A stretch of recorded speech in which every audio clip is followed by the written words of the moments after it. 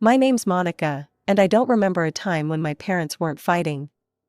Their screaming matches are some of my earliest memories, filling our house with tension so thick you could cut it with a knife. I was just a kid, but even then, I knew something was seriously wrong. I was 4 when everything came to a head. Mom and Dad's arguments had gotten worse, if that was even possible. One night, I woke up to the sound of shattering glass and my mom yelling, "That's it, Mark, I've had enough." The next morning, Dad was gone. Just like that, my family was torn in two. It didn't take long for Dad to move on. Within months, he'd remarried some woman named Caroline and moved across town. From then on, our relationship became a joke.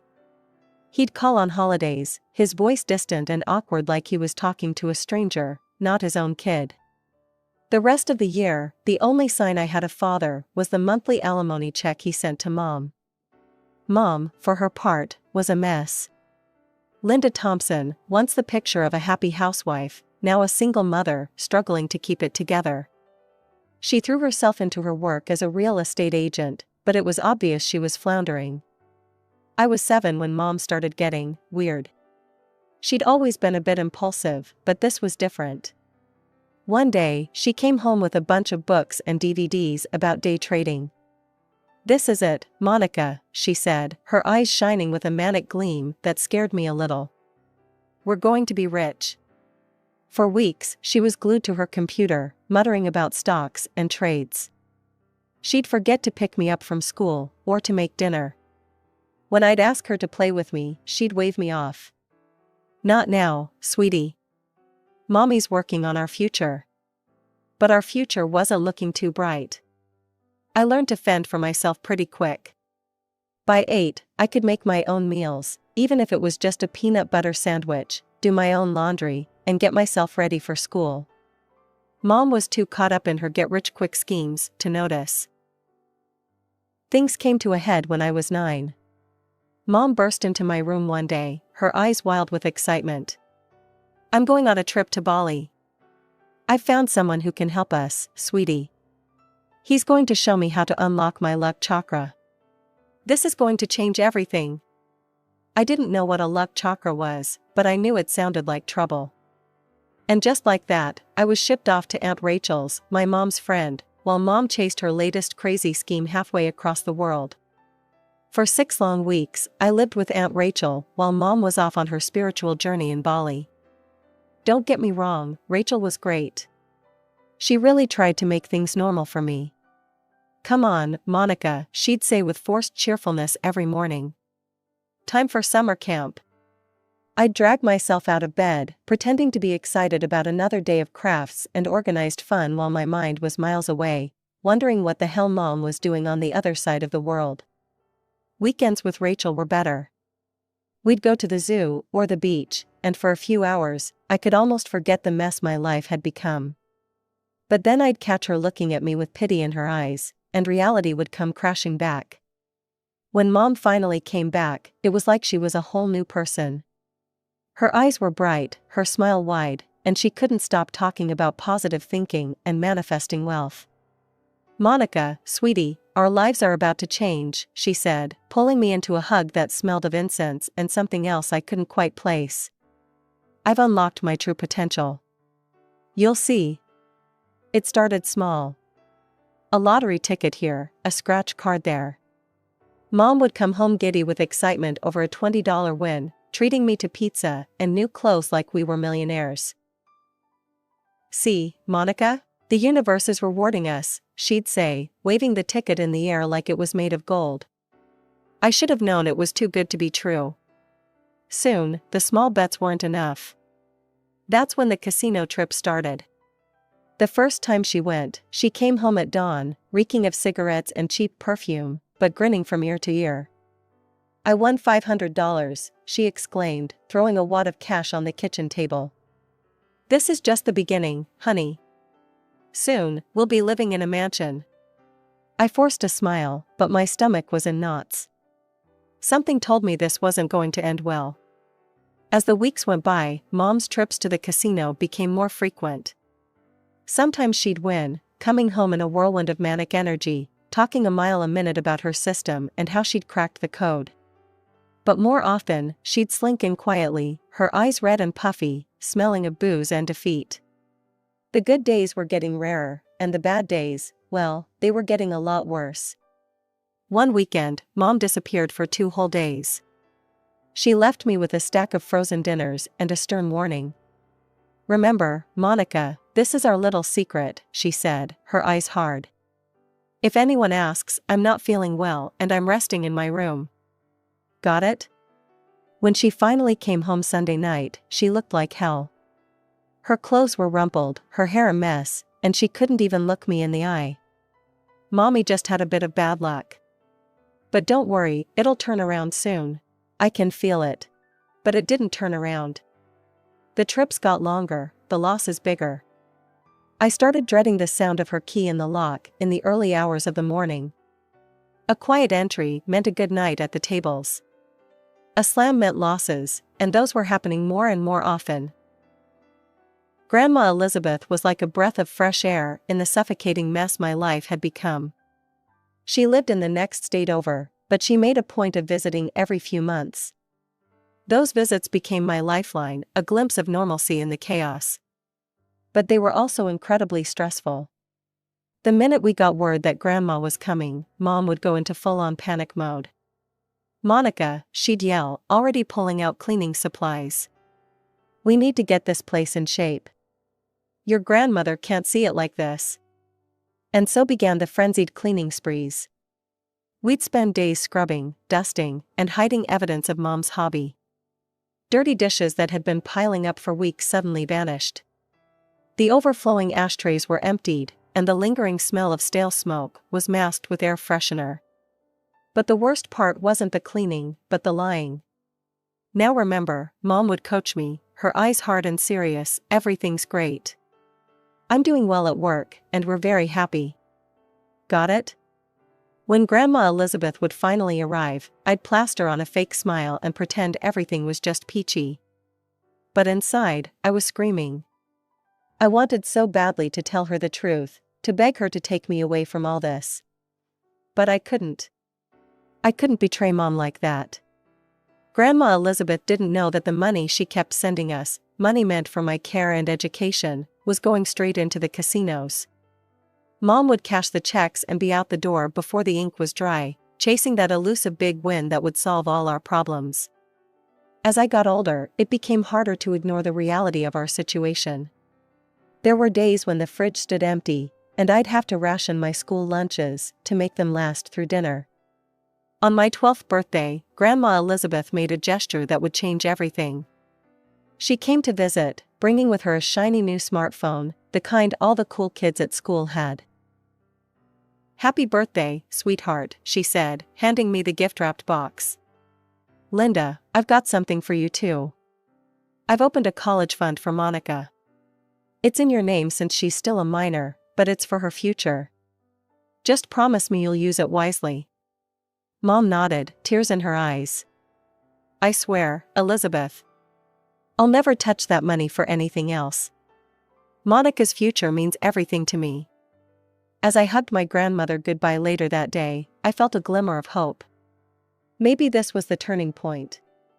Maybe now, with my future secure, Mom would finally get the help she needed. At first everything was fine. Mom started going to Gamblers Anonymous meetings, picked up some real estate clients again. I threw myself into my studies, daring to dream about college and a future free from the chaos of the past few years. But like all the times before, Mom's resolve didn't last. Within months, she was back to her old habits. The excuses started small. "I'm just too tired for the meeting tonight, honey. I'll go next week." But next week never came. Soon, she was disappearing for days at a time again, leaving me to fend for myself. I was 13 now, and I'd become scarily good at being the adult in our household. I could forge Mom's signature perfectly on school documents, a skill born from necessity rather than rebellion. I even taught myself to cook, whipping up simple meals from whatever I could scrounge up in our perpetually bare pantry. Anything to keep my stomach from growling during class. As I entered high school, I withdrew more and more, Making friends felt impossible. How could I invite anyone over when I never knew what state the house, or mom, would be in? The few times I tried to open up, I was met with blank stares or awkward silence. No one could understand what my life was really like. By 16, I was desperate for some control over my life. That's when I decided to get a job. The local coffee shop was hiring, and to my surprise, the manager hired me on the spot. That coffee shop became my sanctuary. For a few hours each day, I could pretend to be normal. Just another teen working her first job, not the daughter of a gambling addict, barely keeping her head above water. And the money, well, it wasn't much, but it was mine. But reality has a way of shattering even the most carefully constructed illusions. One night, after a late shift at the coffee shop, I came home to find the front door unlocked. Alarm bells went off in my head immediately. Mom might be irresponsible, but she always locked the door. The house was a disaster. Clothes strewn everywhere, dishes piled in the sink, and in smell I couldn't quite place hanging in the air. Then I heard it, muffled sobs coming from the living room. I found Mom sprawled on the floor, an empty wine bottle clutched to her chest like a lifeline. She was on the phone, her words slurred and barely coherent. "I've lost everything," she was saying, her voice breaking. "Just one more chance. I know I can turn it around with one big win." My blood ran cold. I knew, with a certainty that made me sick to my stomach, what she was talking about. I waited until Mom passed out, snoring on the living room floor, before I made my move. With shaking hands, I opened her laptop. It took me a few tries to find the right banking app and guess the password. But when I did, the truth hit me like a punch to the gut. The account was empty. Completely drained. Years of saving, Grandma's generous gift, my entire future, gone. I stormed into the living room where Mom was still passed out. I shook her awake, my hands trembling with rage. "Mom, wake up. We need to talk about the money." She blinked at me, confusion and pain etched across her face. "What? Monica, what are you talking about?" "The college fund, Mom. The one Grandma set up for me. The one you swore you'd never touch. It's gone." For a moment, she just stared at me. Then she tried to deny it, her voice weak and unconvincing. No, you must be mistaken. I would never." But as I laid out the evidence, the empty account, the late-night phone call I'd overheard, her denials crumbled. In their place, came the accusations. "You ungrateful brat," she screamed, her face contorted with rage and shame. "After everything I've done for you, this is how you repay me? Snooping through my private information?" It was like a dam had burst. Years of resentment, fear, and disappointment came pouring out of both of us. We screamed and cried, hurling bitter words at each other like weapons. And then it happened. In a moment of blind fury, Mom's hand lashed out, catching me across the face. The force of the blow knocked me back, and I felt a sharp sting where her ring had cut my cheek. I raised a hand to my throbbing cheek, feeling the warm trickle of blood. Without a word, I turned and fled to my room, locking the door behind me. I slid down to the floor, my back against the door, and finally let the tears come. That night, I made a decision. I couldn't stay here anymore. I packed a backpack with some clothes and the little money I'd saved from my coffee shop job. As the first light of dawn crept through my window, I slipped out of the house without a backwards glance. When I showed up on Dad's doorstep, his reaction was lukewarm at best. He invited me in awkwardly, shooting apologetic glances at Caroline, his wife, who didn't even try to hide her annoyance at my presence. I poured out the whole story: Mom's gambling, the empty college fund, the fight. I watched Dad's face change from shock to anger and finally to a resigned weariness that made my heart sink. I spent that night in their guest room, feeling like an intruder in what should have been my second home. As I lay there, staring at the unfamiliar ceiling, I realized I'd been foolish to hope for rescue. My suspicions were confirmed the next evening when I overheard Dad on the phone with Mom. You need to come get her, Linda, he hissed, his voice low but clear through the thin walls. This isn't my problem. I've been paying child support for years, that should have been more than enough to cover her education. I crept back to the guest room, my heart heavy with the final death of a hope I hadn't even realized I'd been clinging to. As I sat on the edge of the bed, I knew one thing for certain: I couldn't stay here. The next morning, I sat on the bus, my backpack clutched to my chest, watching the miles tick by. I was headed to Grandma Elizabeth's house in the next state over. It was a long shot, but it was the only shot I had left. My stomach churned with anxiety. What if Grandma turned me away too? What if Mom had already gotten to her with lies and excuses? I'd been let down so many times before, I wasn't sure I could handle another rejection. When I finally arrived at Grandma Elizabeth's house, my heart was pounding so hard I thought it might burst out of my chest. I stood on her porch for what felt like hours, trying to work up the courage to knock. But I needn't have worried. The moment Grandma opened the door and saw me standing there, her face went from shocked to concerned to fiercely protective in the span of seconds. "Monica, sweetheart, what are you doing here? Are you all right?" Before I knew it, I was wrapped in her arms, sobbing out the whole miserable story. The gambling, the lies, the empty college fund, the fight with Mom, Dad's rejection, all of it came pouring out in a flood of tears and broken words. Grandma listened to it all, her face growing stormier with each revelation. When I finally finished, she cupped my face in her hands, her eyes blazing with determination. "You're safe now, honey," she said, her voice firm and reassuring. "We're going to fix this. Together." Grandma Elizabeth wasted no time. She called her friend who was a lawyer, discussing terms like paternal rights and gambling that made my head spin. But mostly, she was preparing for the confrontation I knew was coming. When Mom finally arrived, summoned by Grandma's demands, I almost didn't recognize her.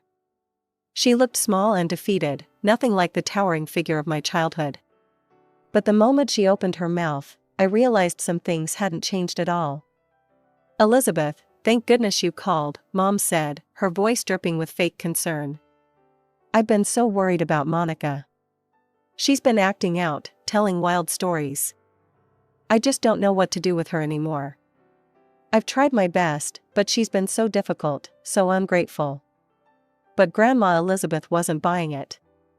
Without a word, she opened her laptop and pulled up the bank statements showing the now empty college fund. "Would you care to explain this, Linda?" Grandma asked, her voice ice cold.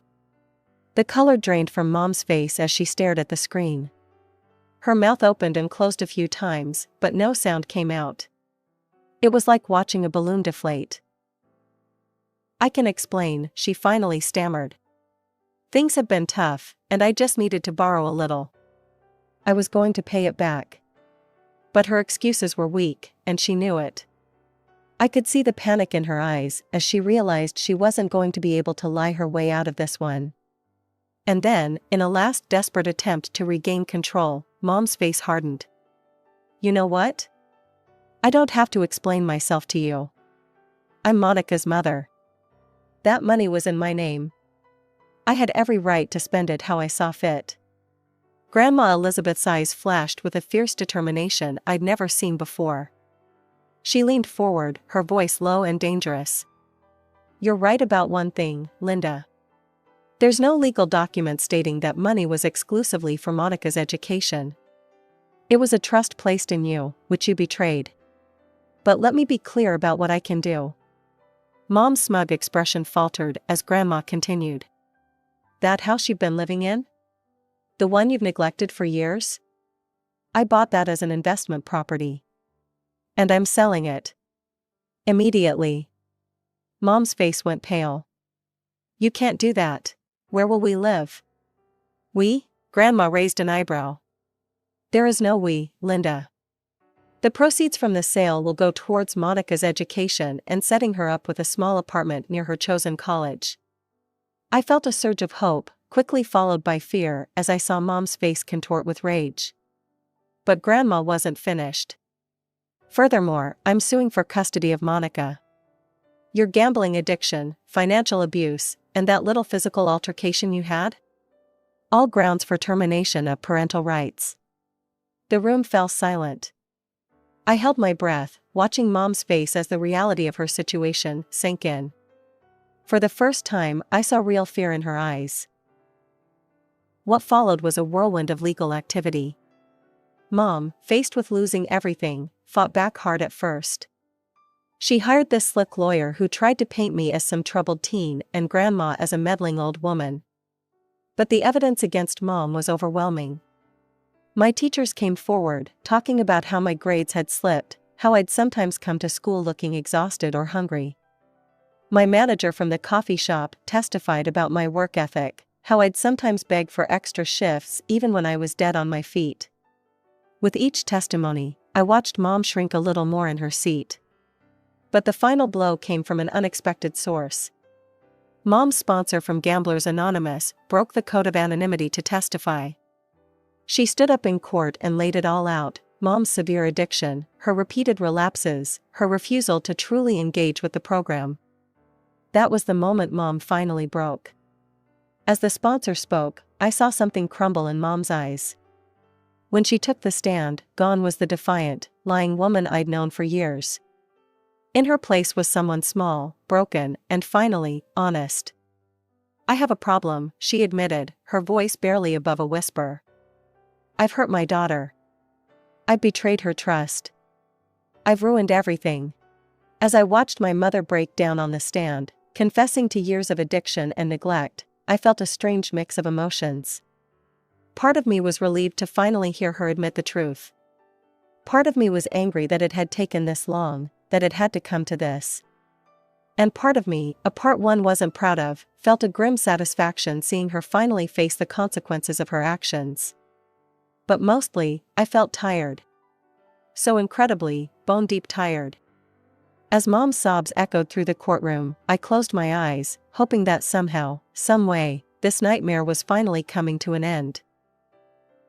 The judge's gavel came down with a finality that echoed through the courtroom. In the matter of custody for Monica Thompson, the court rules in favor of Elizabeth Thompson. Linda Thompson's parental rights are hereby terminated.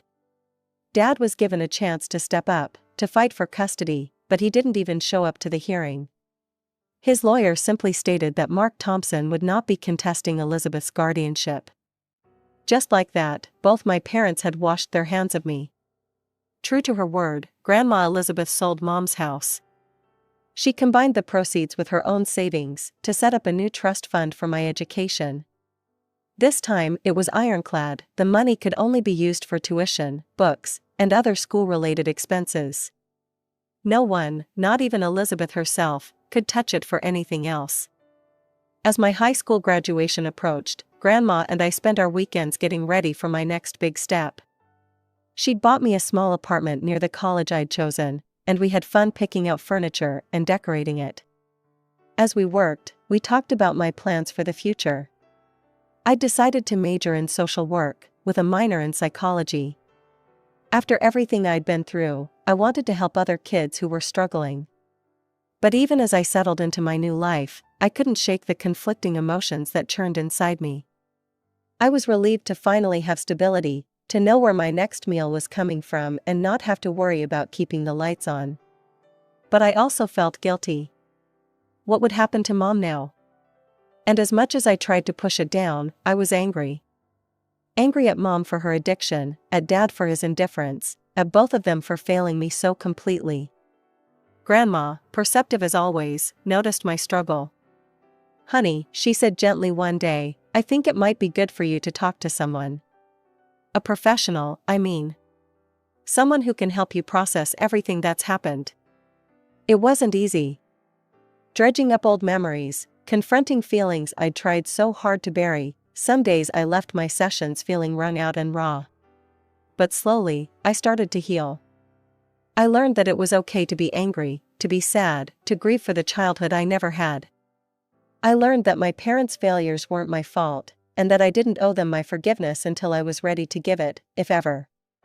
As I packed up my things, ready to move into my new apartment and start my college journey, I made a difficult decision. I wasn't going to reach out to mom or dad. Not yet, maybe not for a long time. I needed to focus on myself, on building the life I wanted, free from their chaos and disappointment. As we drove towards my new apartment, towards my new life, I felt a weight lift off my shoulders. The road ahead wouldn't be easy, I knew that. There would be tough days, days when the old pain and anger would resurface. But for the first time in as long as I could remember, I felt hope. Real, genuine hope for my future. I was Monica Thompson. I was a survivor. And now, finally, I had the chance to become so much more.